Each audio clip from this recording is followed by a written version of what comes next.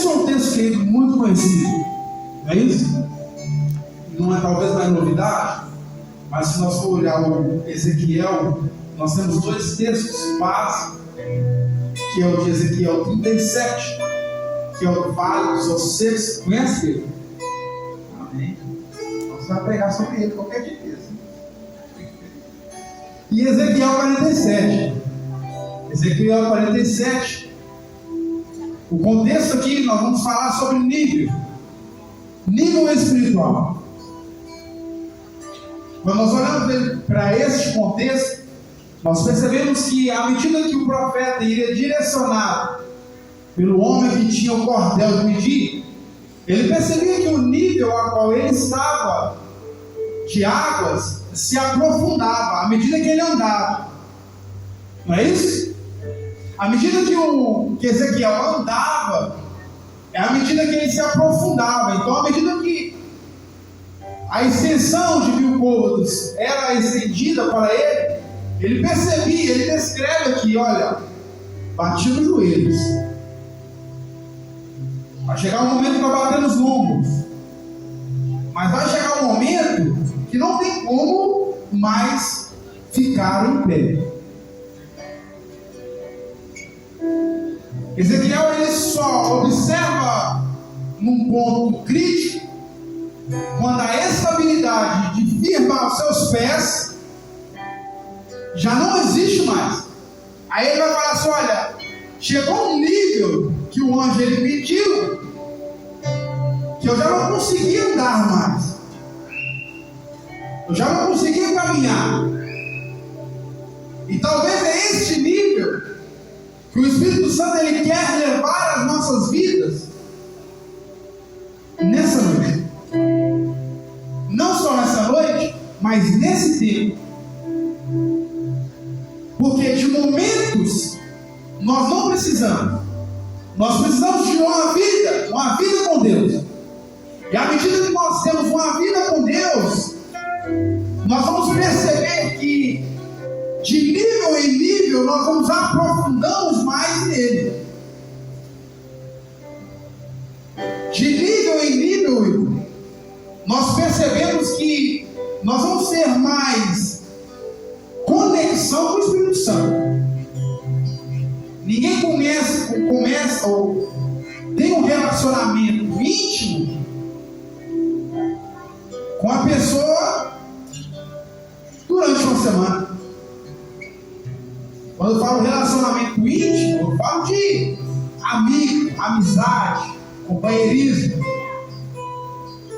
Isso gasta tempo. Isso gasta momentos. Gasta encontros. Ou eu estou falando mentira? Então, dependendo do nível que nós temos de amizade, de relacionamento, nós vamos perceber que este nível foi necessário tempo, foi necessário uma caminhada. Não é da noite do dia que nós forjamos um relacionamento. Agora, se existe um relacionamento da noite para o dia, você pode ter certeza que não é um relacionamento verdadeiro.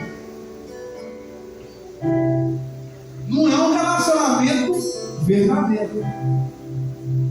Então, o que Ezequiel estava descrevendo aqui era que à medida que vai se caminhando com ele, vai se aprofundando um nível mais profundo.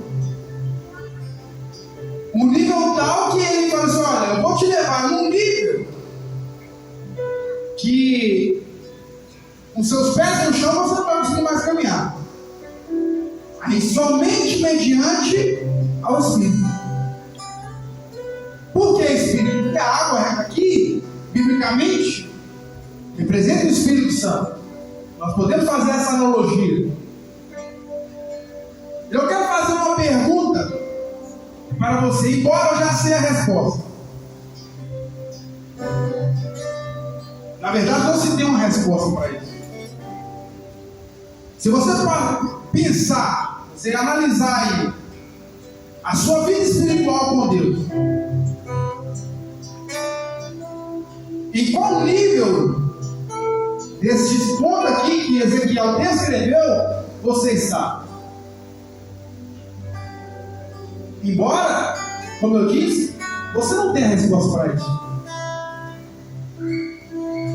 Por mais que você seja um jovem espiritual, um jovem que tem a vida de oração com Deus, você nunca saberá qual nível você está em Deus. Nunca. Somente aquele que tem o cordel de medir, ele vai falar assim: olha, você está nesse nível, mas desse nível aqui tem muito mais para eu te apresentar. Existe muito mais espaço, muito mais tempo. Agora eu vou revelar, porque o Espírito Santo, ele revela as coisas com o coração de Deus.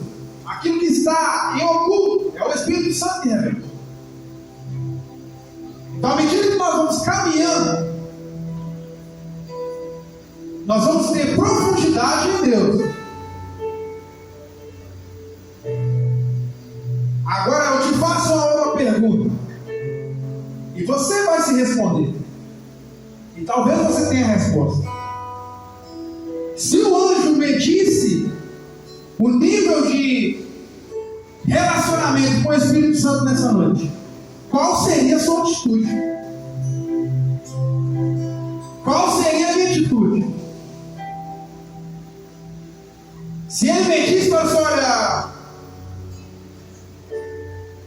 ô Vinícius, você não saiu nem da areia. Ô Pedro, o nível de relacionamento com o Espírito Santo que você está somente nos joelhos ou nos pés. Ou talvez ele possa olhar para mim e falar: pastor Júnior, o nível de relacionamento que você está comigo está somente nos lombos. Aí a minha pergunta que eu faço para vocês nessa noite: qual seria a sua reação de saber o nível de relacionamento com o Espírito Santo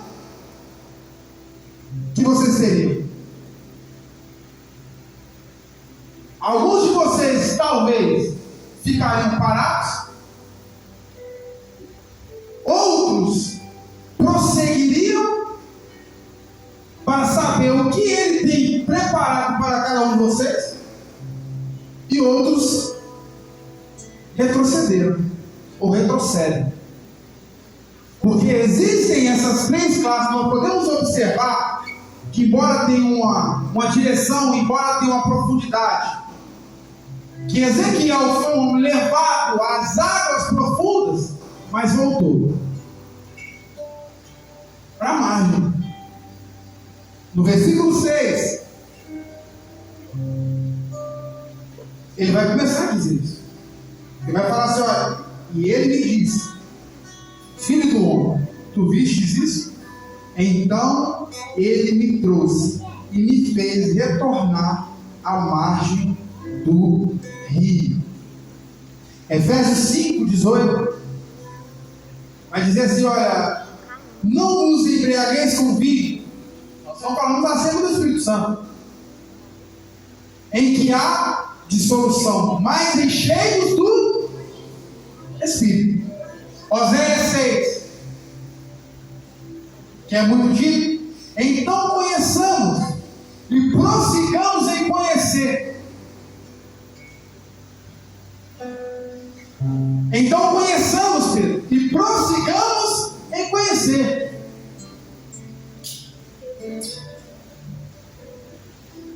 Quem vai me responder? Brian, o que você entende de eternidade? Nunca tem fim. Agora, se eu dizer que vocês, se eu falar que você vai passar a eternidade sem conhecer Deus na sua totalidade, se eu falar para vocês que nós vamos passar a eternidade com Deus, mas na eternidade que não tem fim, nós nunca vamos conhecer Deus por completo.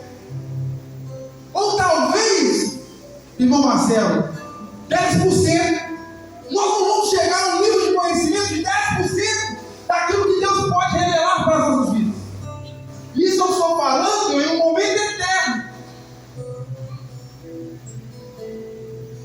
Mas Oséias vai falar algo para nós, que estamos aqui. Conheçamos e prossigamos em conhecer.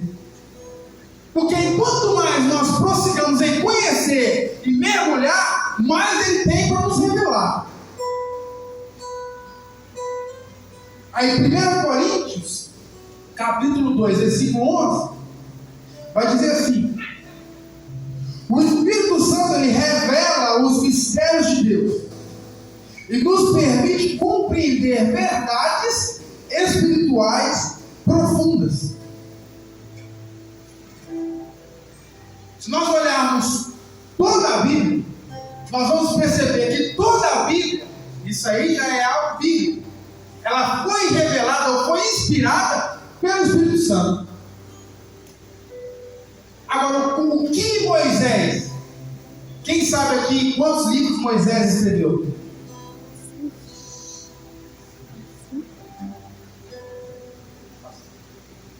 Eu quase não me quebra.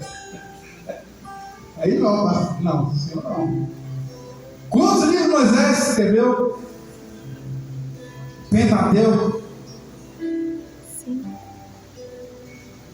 Os 5 primeiros livros da Bíblia. Agora, esses livros foram inspirados, direcionados pelo Espírito Santo. Agora, qual homem na sua naturalidade, qual homem na sua natureza comum vai ter acesso ao que Deus criou no início? Ao que Deus fez, a sua natureza? Qual homem comum vai ter esse conhecimento, essa visão daquilo que Deus fez? Agora eu vou além, porque no último livro da Bíblia, João, ele foi revelado. Aí eu te pergunto outra coisa: qual homem comum, na sua natureza comum, vai ter revelação das coisas vindouras? Qual homem na sua natureza normal vai ter conhecimento daquilo que vai acontecer? Não existe, não tem como. A não ser que o Espírito Santo, ele revela. Assim como Oséias, ele bem diz: olha, nós precisamos conhecê-lo. Na medida que nós vamos conhecê-lo, assim como Ezequiel, nós vamos perceber que ele tem mais para nos entregar. Na medida que nós vamos aprofundando nele, ele vai revelar. Aí nós vamos entrar em um contexto jovem. Porque à medida que nós vamos conhecer o Senhor, nós vamos percebendo que a nossa vida, ela é mudada, ela é transformada. As nossas ações, elas são transformadas. O nosso vestir, o nosso falar, ele é transformado. E não é porque nós queremos. Porque se for olhar a natureza caída do homem, o homem quer ficar lá fora, curtindo, bebendo, se prostituindo. Porque é a natureza caída do homem.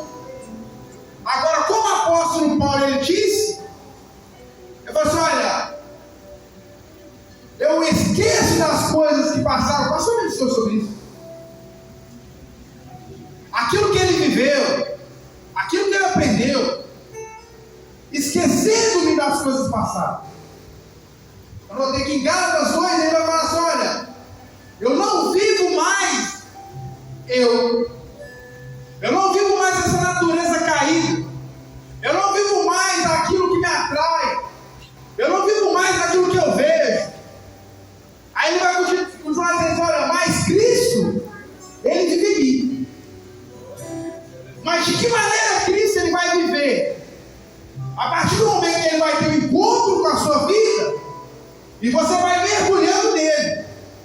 Aí ele vai falar assim: olha, as coisas velhas se passaram, e eis que tudo se fez novo.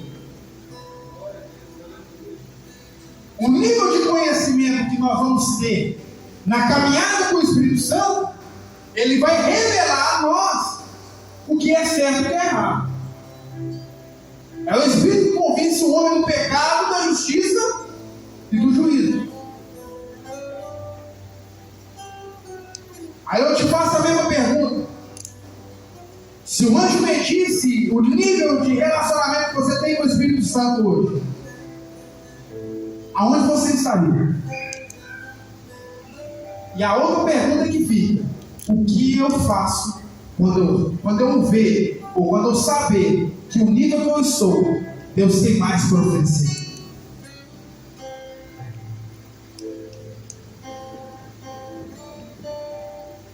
O Espírito Santo é aquele que mostra a direção.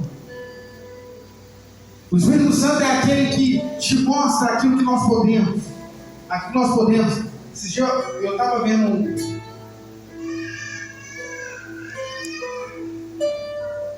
pastor muito renomado, conhecido, não sei se algum deles viu, mas ele, sabe aquelas caixinhas de pergunta do Instagram? A irmã perguntou para ele assim: olha, tatuagem é pecado ou não? E ele deu a sua resposta mediante aquilo que ele acredita.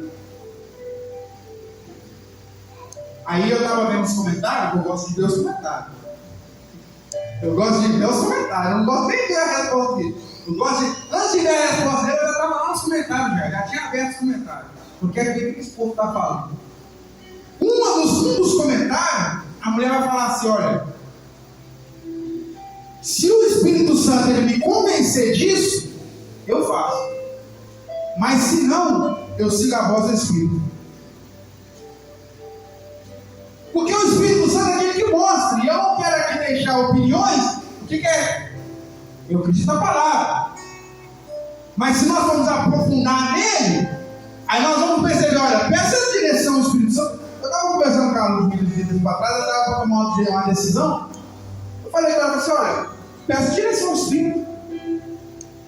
Ele: não, mas assim não vale. Não, você quer que eu te responda direção, mas depois dá errado, aí eu. Não, peça direção ao Espírito Santo.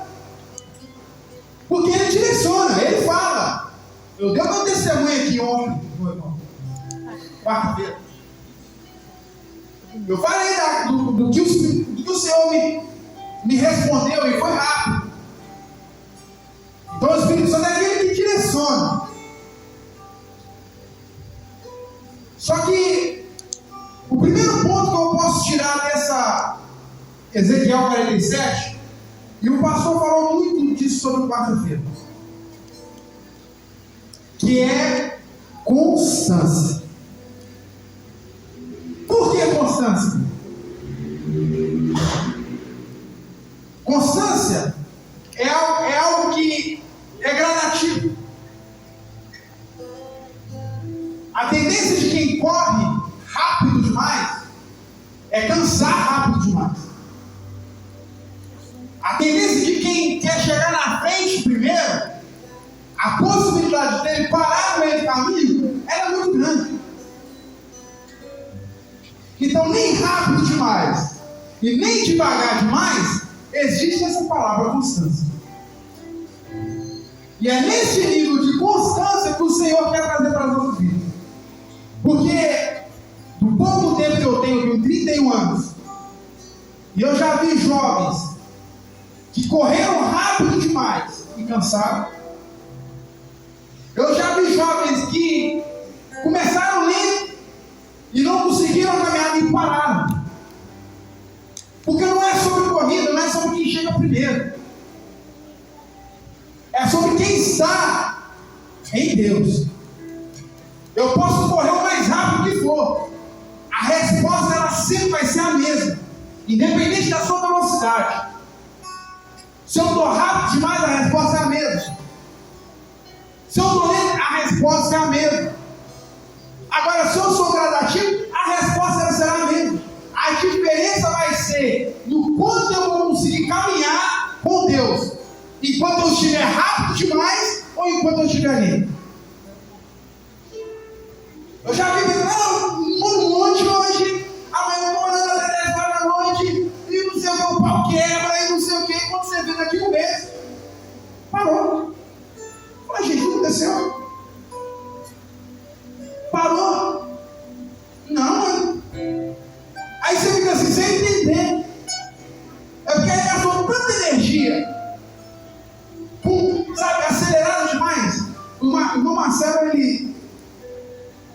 pastor é também malha? Tem uma... Acho que a Nata também sabe. Eu não sei se é PCA ou é algo que toma para dar energia. Qual é o nome? É cafeína? Aí você mistura com leite? É shake?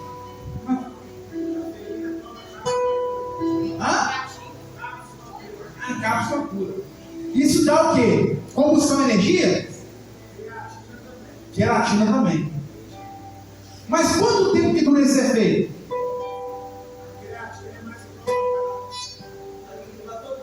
Tem que tomar todo dia. Para ir malhar tem que tomar.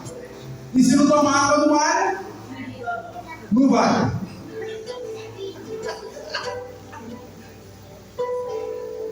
Perceba que a constância é muito melhor que uma queratina.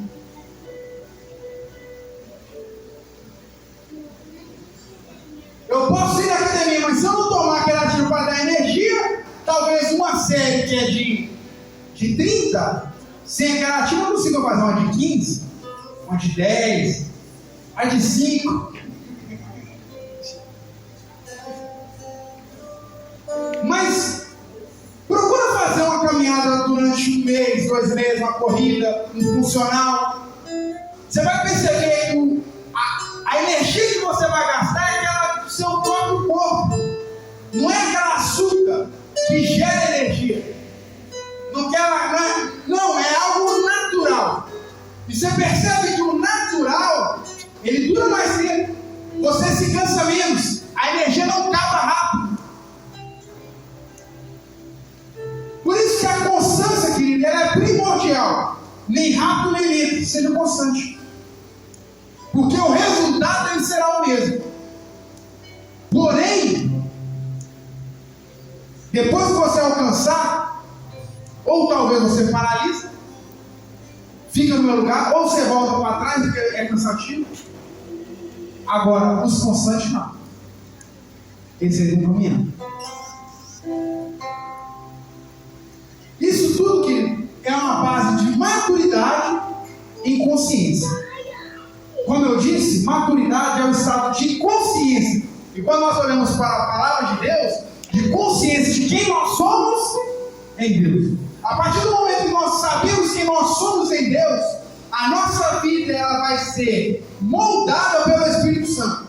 Então nossos atos, como eu disse, as nossas ações vão ser através de quem? Do Espírito Santo. Então maturidade, o tema é maturidade.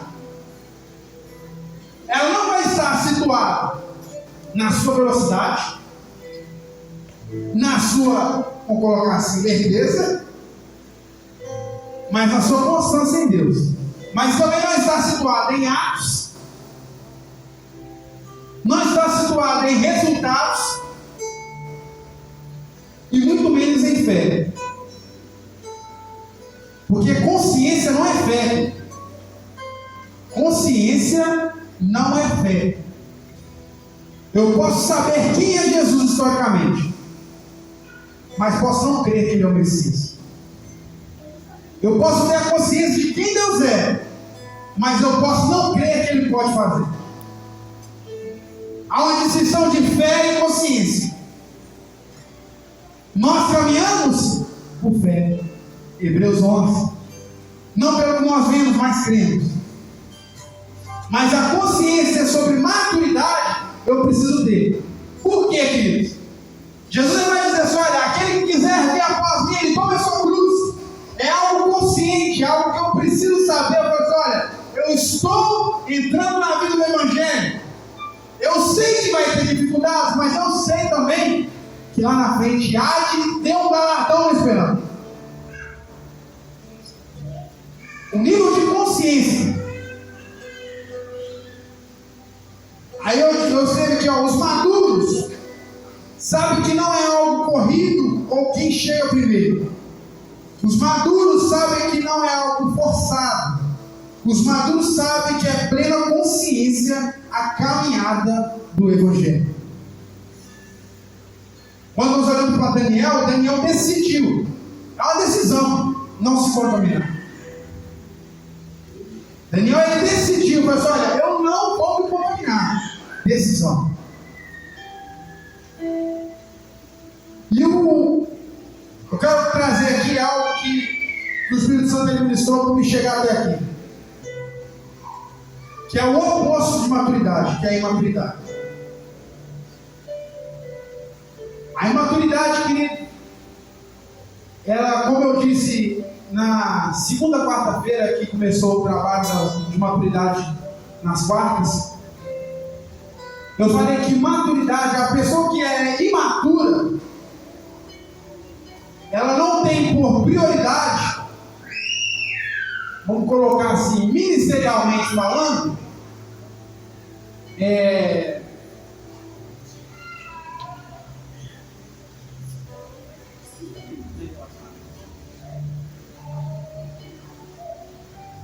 intimidade? Deixa eu abrir, eu esqueci a palavra. Também posso esquecer.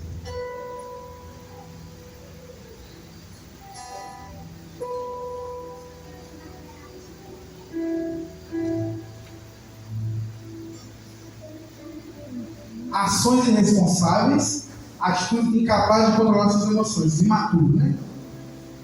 Aqui, ó. Ela não consegue assumir responsabilidades. Isso é o imaturo. E o composto de imaturidade é a inconstância.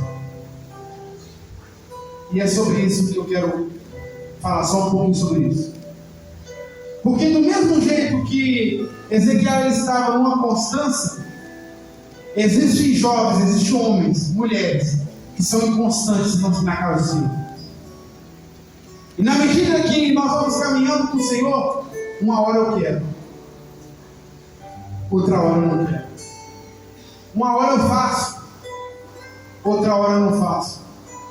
Uma hora eu busco, outra hora eu não busco. Uma hora eu vou fazer, não, conta comigo. Outra hora, não conta comigo não. Esses são os inconstantes, querido. Agora eu te pergunto, como o inconstante ele vai viver algo sobrenatural no Senhor? Se o sobrenatural, aquilo que está oculto, ele precisa ter uma caminhada constante com o Senhor. Eu quero viver o sobrenatural. Aí todo mundo levanta a mão, não, eu quero. Eu quero fazer parte do... Não, sim, eu quero.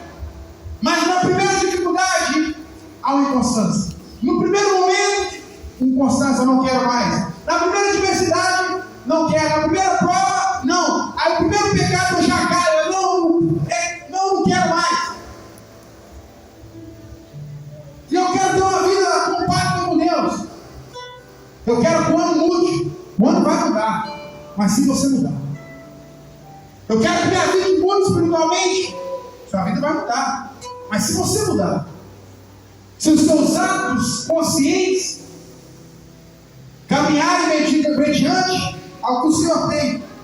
Em Filipenses 4, no capítulo 11, versículo do 11 ao 13, vai dizer assim, olha, Paulo, não digo isso por necessidade, porque já aprendi, seja qual for o meu estado, a estar contente com isso, sem ser humilhado e sem também ter abundância, em toda a maneira, em todas as coisas, estou instruído tanto a ter fartura, como a ter fome, tanto a ter abundância, como a passar por necessidade. Aí no 13 vai dizer assim, olha, eu posso todas as coisas naquele que me fortalece. Olha a maturidade desse homem. Eu quero abrir aqui, porque no versículo 8, se eu não me engano,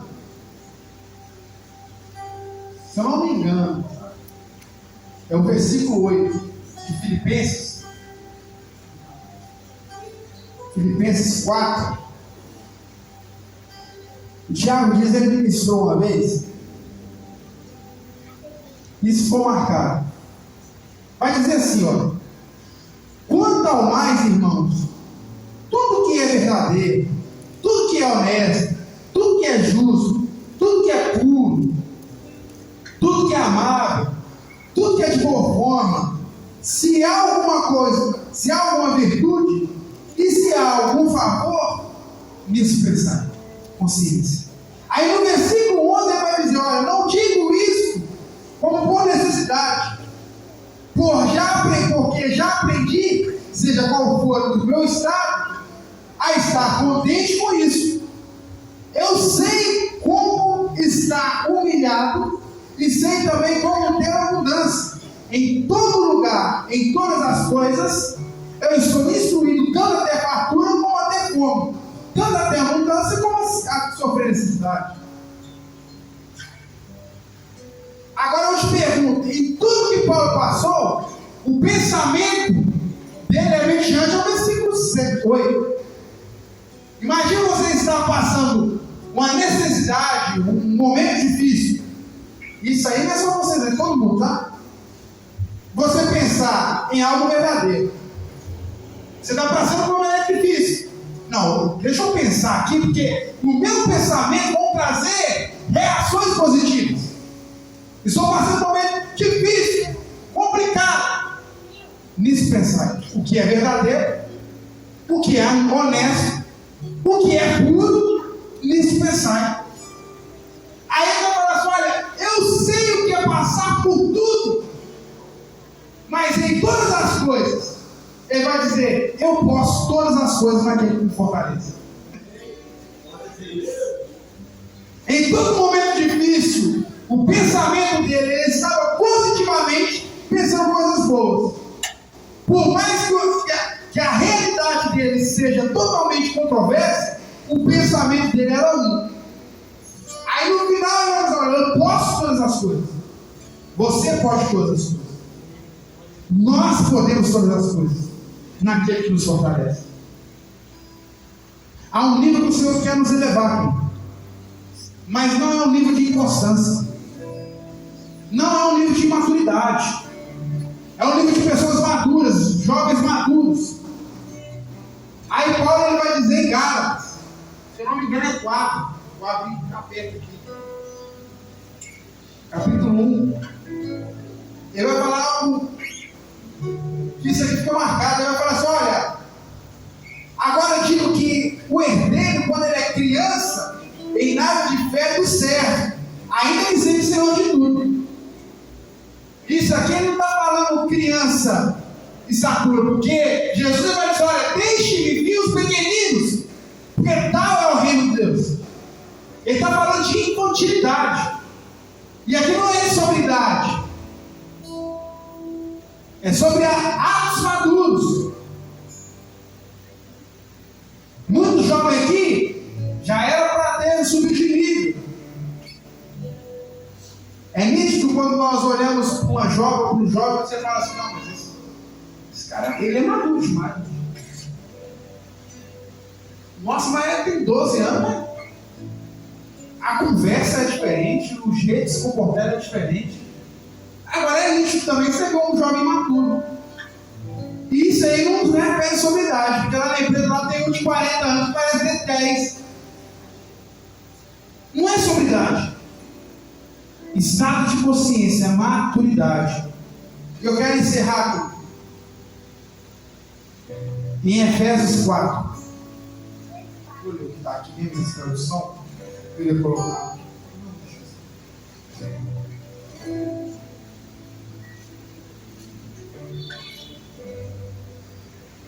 Efésios 4, capítulo 13. Apóstolo Paulo vai dizer assim: olha, até que todos cheguemos à unidade da fé e ao conhecimento do Filho de Deus, a homem perfeito, à medida da estatura completa de Cristo, para que não sejamos mais meninos inconstantes.